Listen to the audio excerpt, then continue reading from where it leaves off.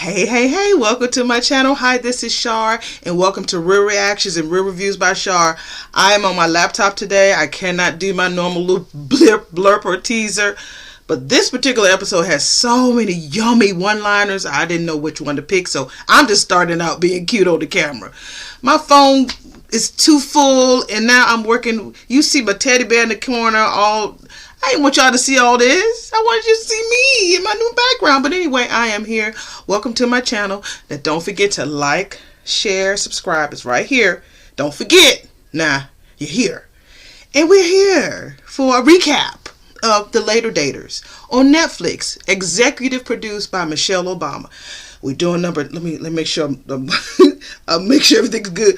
Number 6. We're on number 6 right now. Episode number 6 called Shiver Me Tenders. My laptop. I'm actually recording on the other one, so I got so many laptops. It's a shame. I got me a tablet coming. I went on and ordered some stuff from the clock. Stop. I ordered some stuff off of there before they shut it down on next week. So hopefully this will record for me the way I need it to be. So let me stop talking. It's 1 minute and 20 seconds now. Okay, so episode number 6 of The Later Daters. This was really yummy. This was really good. So remember, I go according to each person's story. I don't go backwards and forwards, because you know what Later Daters, they show a niece, and then they be showing Pam, then they show Nate. They really didn't show Nate a lot in this episode, which was fine with me. And then, they show different other people. So a new person that they decided to bring on. I'm like, episode 6, you bring a new person? What's the tea with that? Hopefully he found somebody by episode 8. But anyway, let's get started. So we're going to talk about Miss Anise and Mr. Big Willie Baby. So we come back, and remember, they're talking about, they was just laughing like, wow. Oh, wow. So she talks about how nice the date is, and then she asks him how tall he is, right? He said 6'3", baby, 210 lbs. And she's like, oh my God, that's a magical number. Why is that so magical, Anise? That's the type you like, tall, 6 foot. Okay, what? Okay, so he says that he feels that he was set up because when he looks at her, she looks like she's like in her 50s. She's like, how old do you think I am? He was like early 50, 51. She tells him that she's 60, 62, honey, 62. And he tells us that she looks exceptionally well at 62 in this light. I'm like, what do you mean in this light, Willie? What that mean? I don't know what that mean. I mean, if it's in the dark, she's going to be 22. Willie, break it down. But it's cute the way he just smiles. He has the most biggest and brightest smile whenever he talks about her. So let me scroll up. She tells him, this ain't gonna be edited, y'all, so y'all have some patience with me.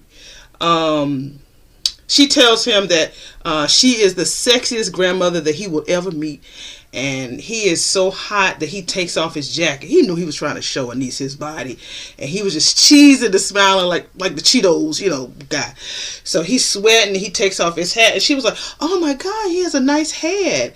And then he was like, and then he says, Anise Patrice.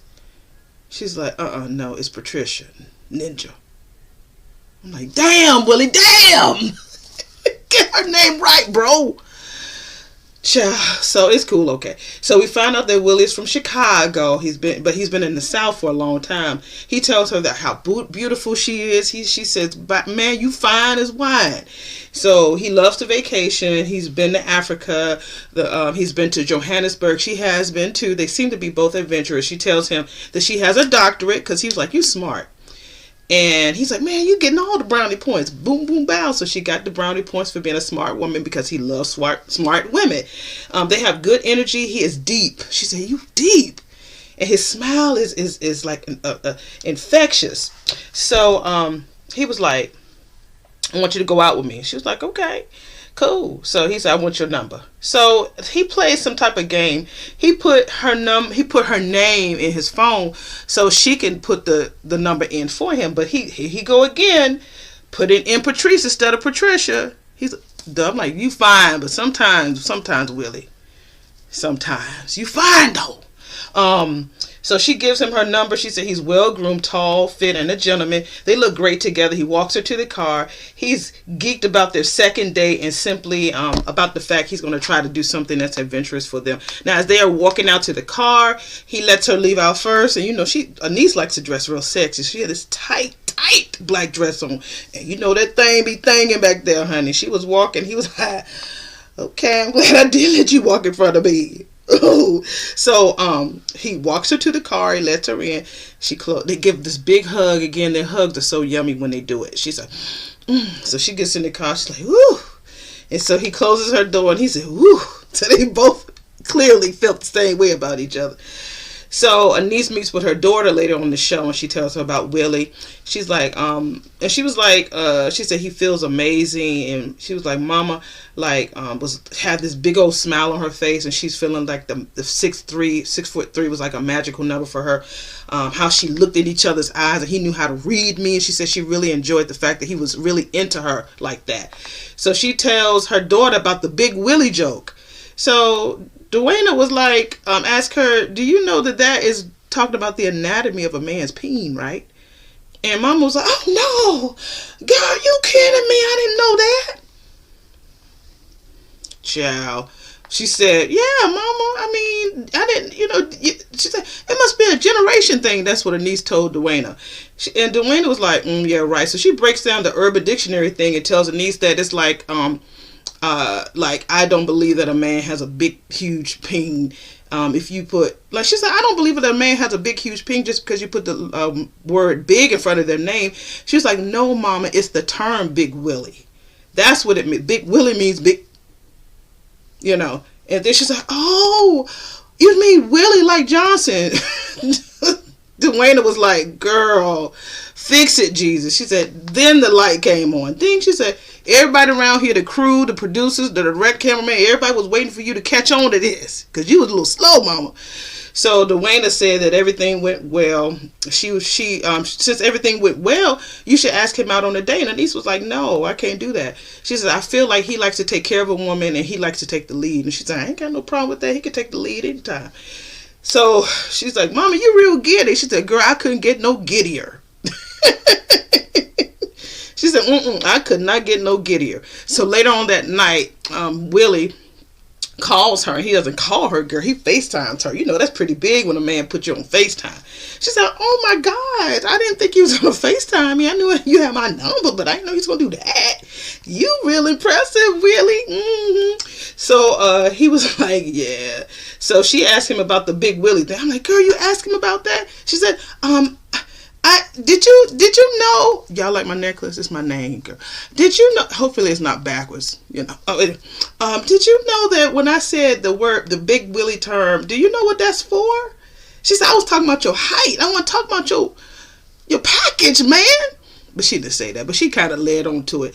And he was like, then she says, I'm thinking that you were talking about your size when you said they call you Big Willie. He was like, see, you did it again. So she kept bringing up the fact about his extra third leg.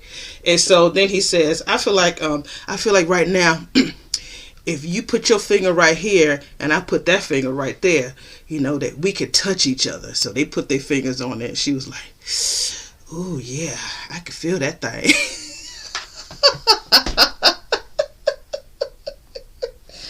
Anise, you ready to, huh? Girl, I don't blame you. You should be ready. I hope you ready. If he's a Big Willie like we think he's a Big Willie, you better be ready. You do some squats, honey. Go to the gym, work on that thigh thing to help your legs. Oh, this is a MUMU review. I forgot to say that, the MUMU review. So yeah, I forgot about that. See, being on this damn computer is throwing me all off, but that's all right. When I get my tablet and I'm getting back to normal, I'm gonna have everything right again. But you got to do what you got to do for the people. And I love this show. So anyway, she said that she's going to start calling him Mr. Willie instead of Big Willie. He was like, Anise, girl, that's the same thing, boo. She was like, oh, girl, what? She said, oh, my God. And they just both laugh. And then they give each other, kisses and smooches and good night. I thought it was sweet. I really thought that the interaction between them was really lighthearted. They created a lot of fun with each other, very relaxed atmosphere. The conversation really touched on different things about their travel experiences and also the little naughtiness. You know, it was kind of coy, but not, you know. So anyway, girl, let's get to Nate. Nate's real short segment on here was him talking to Jackie and talking about some type of something that happened, and she was like, oh, you talking about the Tupac thing? And he was like, he wanted to be known as Tupac. And her daughter was like, no, we're not doing. Anyway, Jackie, being usual, asking about his last date. And he told her about Michelle. Michelle's fine.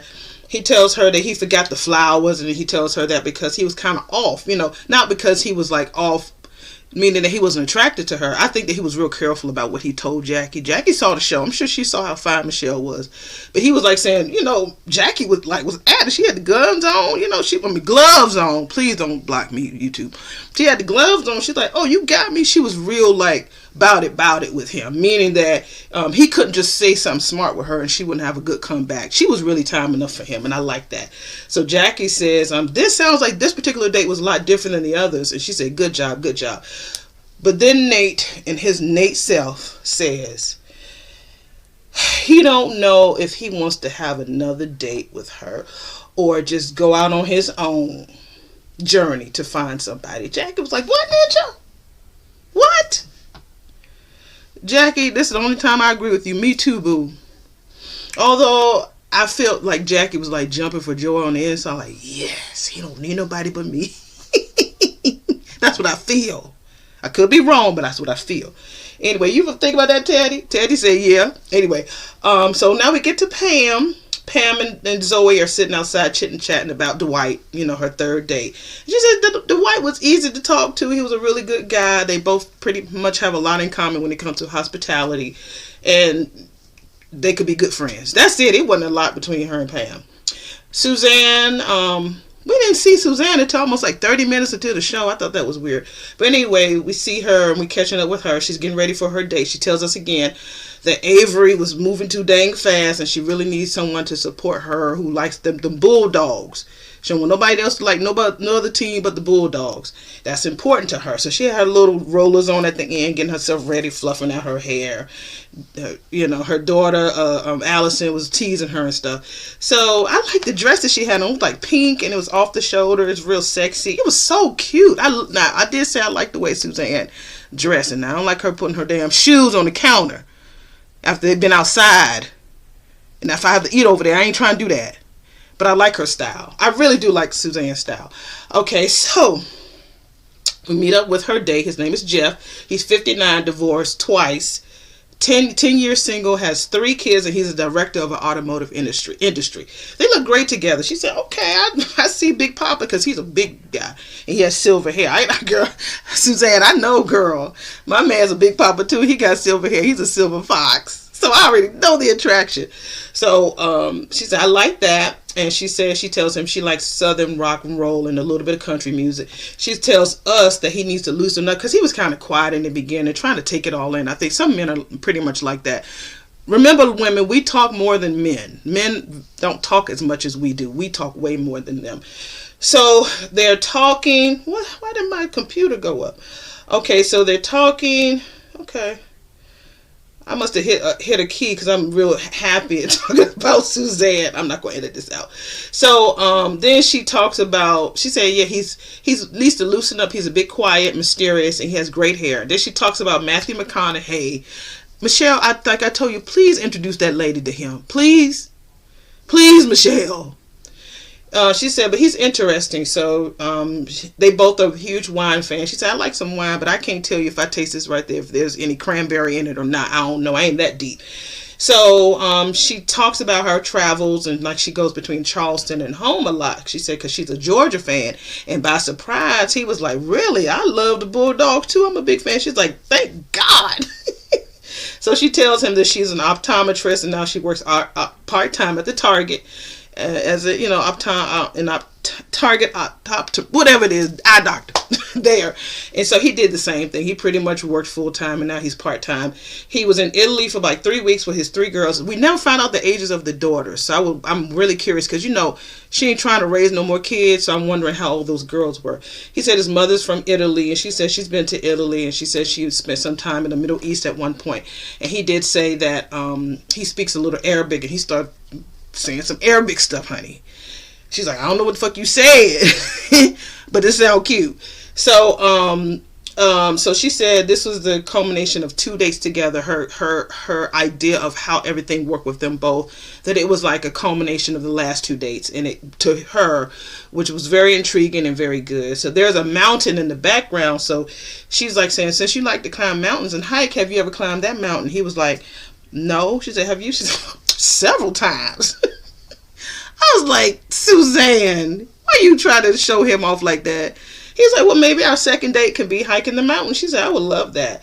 So, she said, but my daughter's on her way. Of course, Allison is came to pick her up, because, her mama be drinking. She don't want her mama be driving home drunk. And so he said, well, his driver is coming too.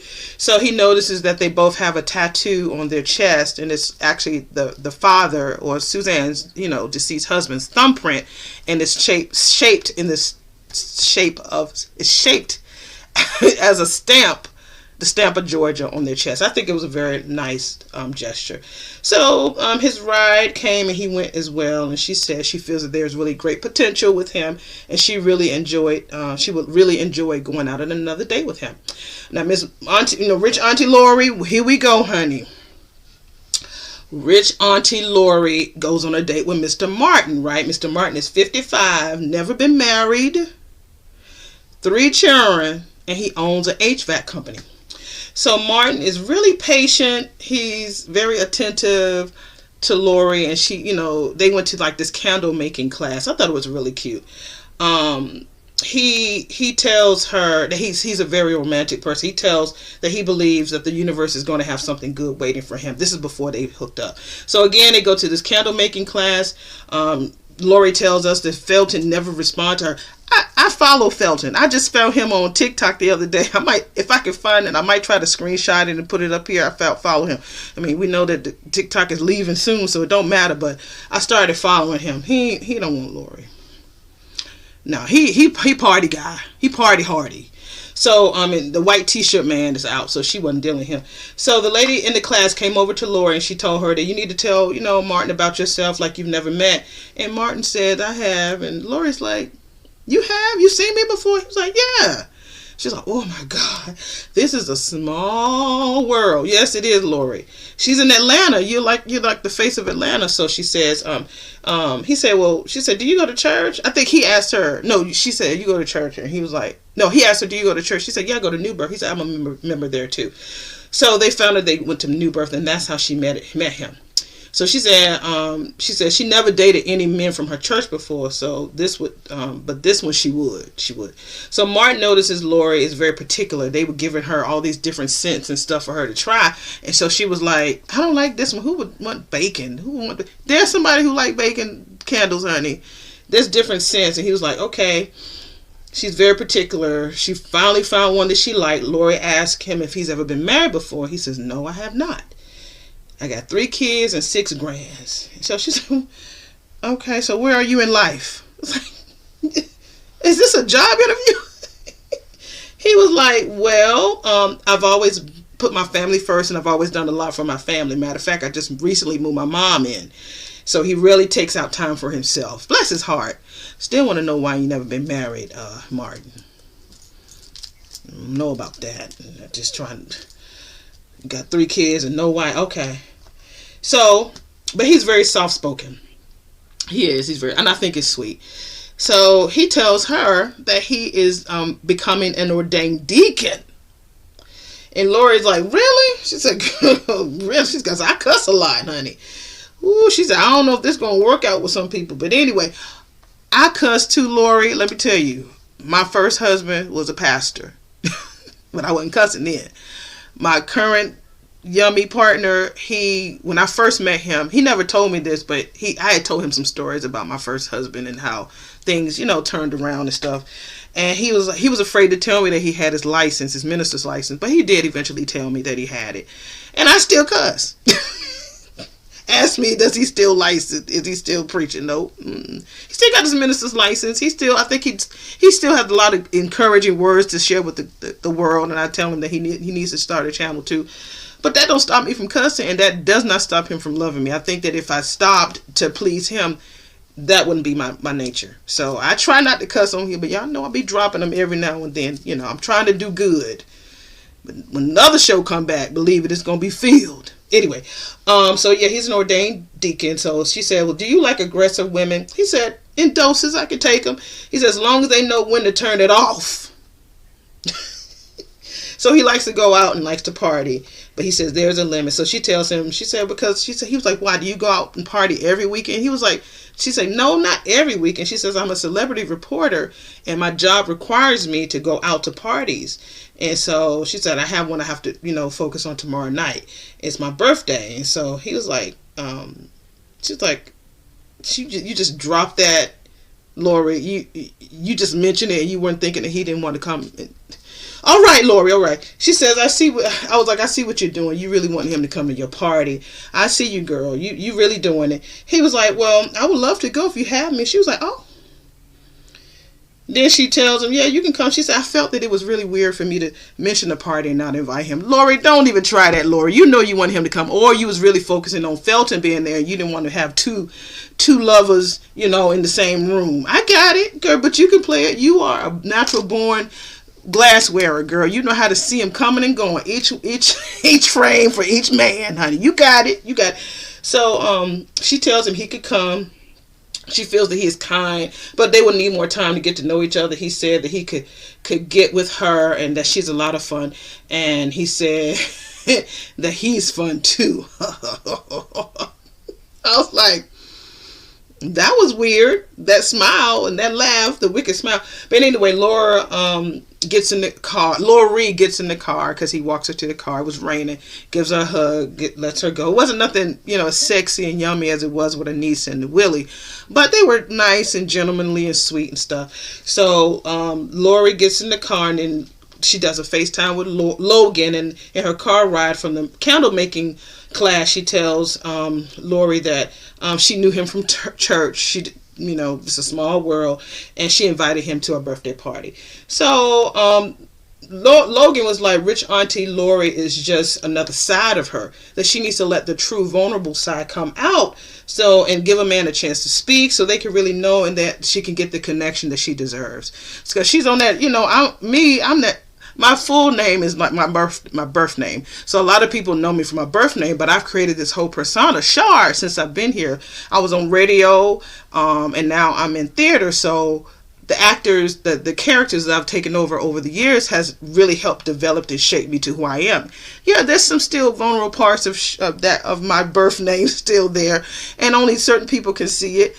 But the party, the fun, the loud, get it together, that's me. That's Shar. And I know how to balance them. I think that with Lori tends to really allow herself to let that rich auntie Lori side of her take over, which can maybe be a downfall for her. And the last one is, we meet Greg. Greg just come out the blue. He's 61, owns his own construction business. He's the father of 2 boys, father of 2 sons, and he's been single for over 12 years following the 2 divorces. He feels like he's a great catch baby, like a beautiful marlin. I'm like, me too, because that's my last name. Me too, boo. So he's close to his boys. His son asks him if he's excited about the journey. He said he's looking forward to it. He said he likes the feeling of the butterflies and the anxiousness that everybody gets about the dating. I thought that was cute. He said he's gotten ghosted before. He's just over it. Some women just be chatting with him about 2 or 3 chats and all of a sudden they gone. I'm gonna give you a little scoop, Greg. Those are fake profiles. Those are men pretending to be women. I'm sorry, Greg. I'm sorry. But a lot of those places that you try to chat to beautiful women, if they're really beautiful and you finding a connection, that doesn't mean that you're not a good looking man. But if they ghost you, it's only because they're men pretending to be women. They've been paid to go on that site to get you to come up there to join or upgrade your membership or something like that. But that's why they're there. Ask me how I know. Anyway, so Logan gets to meet Greg, and she asks him about his first marriage. You can clearly see that both of his sons are there. They're both by his first marriage. One of the kids has cerebral palsy, and a lot of their time and attention as family had to go into the son. Although he said it was a blessing to have him live and be around, but it was a stress on their marriage, so they decided to divorce. And on the second marriage, it was a blended family of his 2 sons and her 5 kids, and it was 7, and that was very stressful too. So like I told you, my boo has 5, but I don't think it's going to be stressful because I'm not expecting a lot out of nobody. Everybody's going to be grown adults by the time we we even think about doing anything permanent, which I don't think we will. We're just together. We're just life partners. That's what we are. So so that's why they divorced. So he wants to explore and learn more. So Logan was like, so what type of woman are you looking for? And he was like, I want somebody who looks like Penelope Cruz and Jennifer Aniston, like being fit. So Logan tells him, you need to be more open to whatever the package comes in. He said that he must be attracted to the person. I ain't gonna lie. They gotta be cute and sexy. So Logan tells him that she respects what he wants, but he has to understand that most people ain't gonna be looking like no Penelope Cruz and no Jennifer Aniston. Not no normal folks. You need to focus on connecting with that ideal person and those needs that you have for your heart, like making coffee, going to church, kayaking, praying together, doing little stuff like that, rather than desires being them britches that you look. Don't let them britches get you in stitches, baby, because you trying to get somebody that's fine and sexy, and that ain't, it takes money for them. They've had surgeries, they got trainers, they got all of that to look like that. So he needs to expand his parameters and be more open if if it comes in a different package. He just has to be open to that. So honey, we meet Kelly. Miss Kelly is 59. She's divorced, been single for 11 years, got 4 kids, and she's a dental hygienist. Kelly tells us that she loves to laugh, and she loved sex. A lot, like daily. She can do it every day. And she says she's a good catch. I mean, because all men like to do it, and she do too, so we gonna have fun. That's Miss Kelly. So they hug each other. So they meet like at a little bar on the beach, at a that's some beachside place. And so they hug each other. He compliments how cute she looks, because she had a beautiful floral dress on, and it looked good on her. And he told her, that she really looks cute. And so they sit down. He asks her what type of drink she wants. She says she wants a Shirley Temple. I think I've had those before. It's not good. And he's really attracted to Kelly, and she tells him he's a cutie pie too. He sits down and says, kids, children. She's like 4. I have 4 grandchildren. She says she was married for 26 years. He tells us that she has really good energy. I'm like, why do you get straight to the point? You clearly are out of touch, Greg. You need to dust that off and and work on that. So, and then she's a pretty lady. Her family used to be in water skiing tournaments, so she wanted them to go water skiing, and so he thought she was kidding. And she's like, no, I'm serious. I'm ready. Let's go. So they went, and she did her tricks on the water ski, baby. She fell out and stuff, so it was Greg's turn, and he failed miserably. He said he hasn't done it in 20 years, but after a few tries, after he does it over and over and over again, he finally gets it, and his muscles was all tight on the thing. I said, go ahead, Greg, go ahead, you're doing it. But so they get on the boat, and now I ain't gonna lie, Kelly has some great teeth. Them teeth are, juicy, all right here. I said, okay, Kelly, and remember, she liked to do it daily. Get ready, Greg. So they toasted on the lake. And her laugh was kind of like getting on my nerves a little bit. Her laugh, I mean, that don't mean she need to change her laugh for nobody, because she probably has more money than I'll ever have. But her laugh was getting on my nerves, y'all, just a little bit. As they drink, they're real bubbly. Greg was like, I got something in my mouth. She said, that's what he said.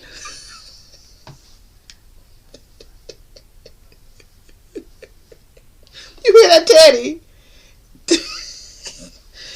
That's what she told him. And she said he's handsome, fun, family man. He has good potential, but he has to put a lot of effort into it. And he said he's not too sure if he wants to see her again, but they probably will. And the question that they talked about today was dating before texting. So they talked about pagers and the bag phone. I used to work for a paging beepers. I'm sorry, they call it beepers. I used to work for a paging company back in the day, and definitely during 9/11, because a lot of the towers were out back then, because everything was crazy up in New York. So I've had pagers, and back then pagers were meant for doctors or drug dealers. That's who used pagers and beepers back then. But I used to have one, and my dad didn't like it. But I'm like, I'm not neither of those. I got an hourly wage. I'm cool. And then when it came to the bag phone, when I was married to my first husband, we had the bag phone look like this, y'all. It was big. It was a zip it. It had a thing in there. It was big. And so we went to Miami. That's where he's from, Dade County, baby. We went there one time to okay, that fell. We went there one time to visit his mom, and so we went to park our car on the street, and forgot to lock the door. So we had North Carolina tags. So I'm thinking the people must have been watching us. So we went across the street, get some food, and then when we came back, the car was still there. And so we just happened to look for the car phone. Child, that thing was gone. They stole it just like that. Miami-Dade County. Yeah. So we couldn't even leave that big thing in there, and we thought we was fancy. We actually invested in that and everything. It was cool to have it, but now it's a different world, baby, than it was. And back then, if you wanted to see somebody, you might have put in something else. Now they call it the 304. I might put that up here. What I found out that was. Now these kids call it the 304 if you want to be that. So anyway, thank you so much for coming by. I hope that this video does upload when it's time for me to upload it, because I'm going to be so mad if it doesn't. Again, this was the MUMU review for Later Daters episode 6, Shiver Me Tenders.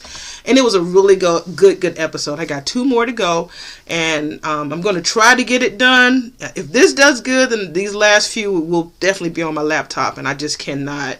I might be able to do maybe a little teaser in the beginning just to see, and maybe edit them together. But this was fun. I really am enjoying this reality show. Hopefully they will be back for season 2, and I'll be more on top of it. I ain't gonna wait 2 months later to try to review. But this has been fun. My voice still matters no matter when I put it out, because again, you could do reviews on old movies, because I love me some Lady Seasons of Blues. I love me some School Days. I love all of that. So it don't matter. Just as long as you let your personality shine, you can do the same thing. So thank you so much for coming by. Don't forget to like, subscribe, subscribe and share. It's right here, y'all. Whew. Let me go ahead and try to upload this. Please, YouTube angels, let this thing upload with no problems, please. All right, y'all. Y'all be blessed. Be safe out there and stay warm. And my prayers are definitely going out to those who are affected by the California fires. I do have a couple of friends that I know who are out there, and so I hope that everybody is safe. Please get to a safe place. Smoke is just as bad as fire. Fire will get you, but smoke can get into your lungs. I've had a personal house fire before myself, and it's tough. It's tough. So make sure that you're safe. Get to a safe zone wherever your authorities are telling you to go. And those who are out here with these winter storms, please keep yourself warm. If your power knocks out, please go to a shelter so you can be safe, okay? This is an interesting time. This is 2025, and this has just began. So be safe, be blessed. Y'all pray for me. All right. Talk to you later. Bye.